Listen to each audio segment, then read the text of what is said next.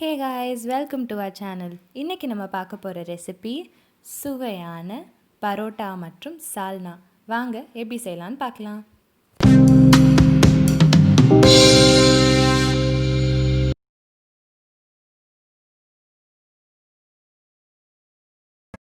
பரோட்டா செய்ய தேவையான பொருட்கள் 400 கிராம் மைதா, 150 ml பால், 2 டேபிள் ஸ்பூன் வெண்ணெய், 200 ml தண்ணி, உப்பு தேவையான அளவு, 150 ml எண்ணெய்.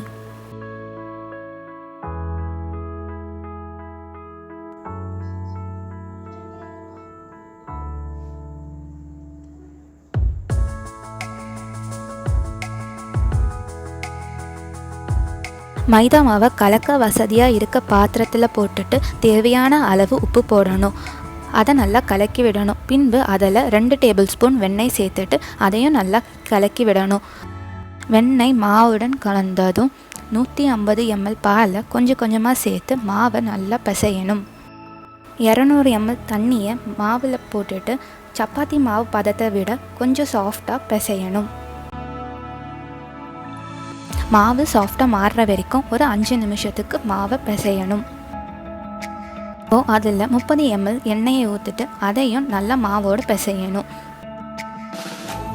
எங்கே மாவு பிசைய போகிறோமோ அங்கே எண்ணெய் விட்டுட்டு அதில் மாவை போட்டு நல்லா இழுத்து பிசையணும். மாவு நல்லா சாஃப்டாக வரும். லேயராக வரத்துக்கு இந்த ஸ்டெப் ரொம்ப முக்கியம். பிசைஞ்ச மாவை எடுத்து ஒரு பாத்திரத்தில் வச்சுட்டு அதில் எண்ணெய் ஊற்றி ஒரு துணி போட்டு 10 நிமிஷம் மூடி வைக்கணும். 10 நிமிஷம் கழித்து மாவை 8 பங்காக உருண்டை பிடிச்சி வைக்கணும்.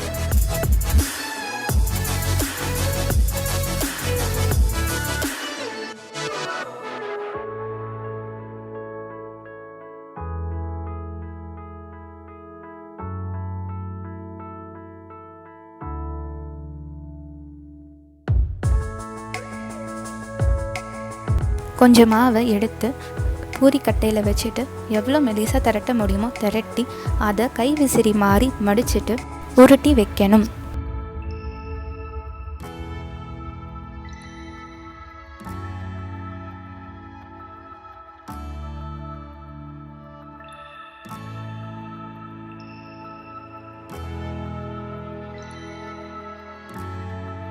இதே மாதிரி இருக்கிற மாவு உருண்டை எல்லாத்தையும் பண்ணணும்.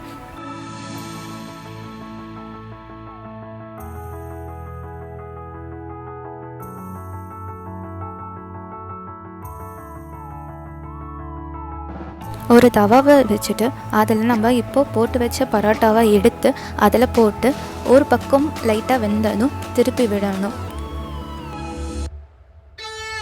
பரோட்டா லைட்டாக கலர் மாறினதும் 1/2 ஸ்பூன் எண்ணெய் விட்டு 2 பக்கமும் திருப்பி போடணும்.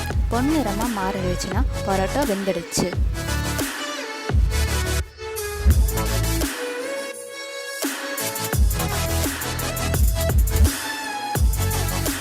இதே மாதிரி திரட்டி வச்ச எல்லா பரோட்டாவும் போட்டு எடுக்கணும்.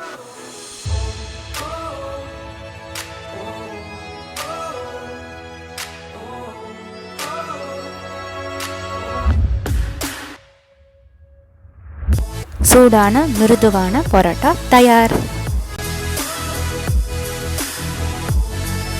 பரோட்டாக்கு சைடிஷான சால்னாவை எப்படி செய்யலான்னு பார்க்கலாம் வாங்க. சால்னாக்கு ஒரு பேஸ்ட் அரைக்கணும். அதுக்கு தேவையான பொருட்கள் சோம்பு, பட்டை, கிராம்பு, ஏலக்காய், சின்ன வெங்காயம், கசகசா, தேங்காய், பொட்டுக்கடலை, இஞ்சி, பூண்டு, பச்சை மிளகாய். குழம்பு தாளிக்க தேவையான பொருட்கள் எண்ணெய், பட்டை, சோம்பு, வெங்காயம், தக்காளி, புதினா, கொத்தமல்லி இலை, மிளகாத்தூள், தனியாத்தூள், ஜீரகத்தூள், மஞ்சத்தூள், கரம் மசாலா, சிக்கன் மசாலா, தேவையான அளவு உப்பு.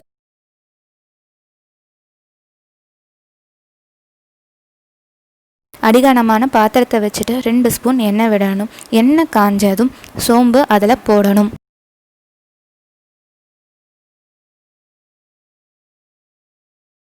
சோம்பு பொரிஞ்சதும் பட்டை, கிராம்பு, சின்ன வெங்காயத்தை போடணும்.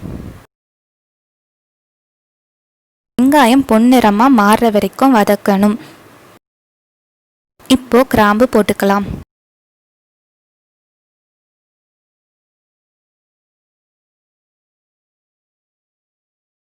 ஏலக்காவை இப்போ வெங்காயத்தோடு சேர்த்துக்கலாம்.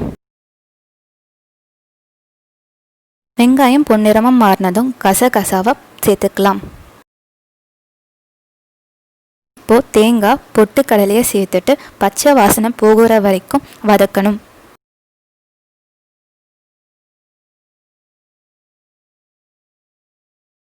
பச்சை வாசனை போனதும் இஞ்சி பூண்டு பச்சை மிளகாய் போட்டுட்டு அதையும் வதக்கணும். எல்லாம் வதங்கினதும் ஸ்டவ் ஆஃப் பண்ணிவிட்டு இதை மிக்ஸி ஜாரில் மாற்றி நல்ல ஸ்மூத் பேஸ்ட்டாக அரைச்சிக்கணும்.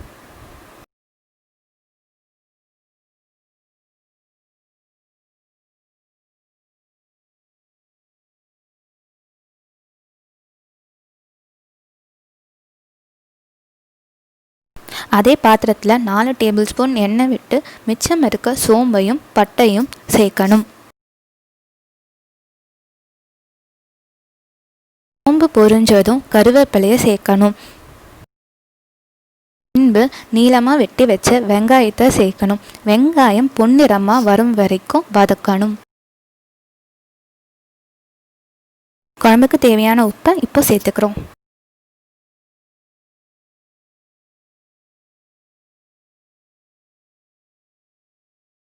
வெங்காயம் பொன்னிறமாக மாறினதும் தக்காளியை போடணும்.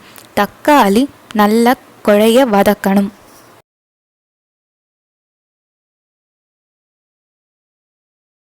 தக்காளி குழஞ்சதும் புதினா கொத்தமல்லியை சேர்க்கணும். புதினாவோட அளவு அதிகமாக இருக்கணும். புதினா வாசனை வந்ததும் எடுத்து வச்ச மசாலாவை சேர்க்கலாம். மிளகாத்தூள், சிக்கன் மசாலா,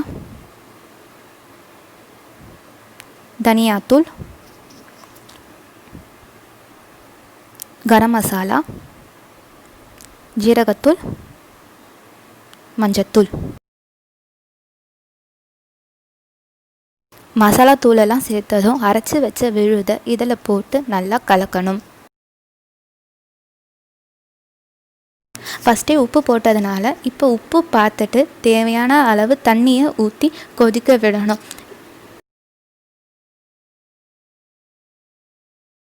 சால்னால எண்ணெய் பிரிஞ்சதும் கொத்தமல்லி தலையை தூவணும். அடுப்பை ஆஃப் பண்ணிவிட்டு பரோட்டா கூட சால்னாவை சர்வ் பண்ணலாம்.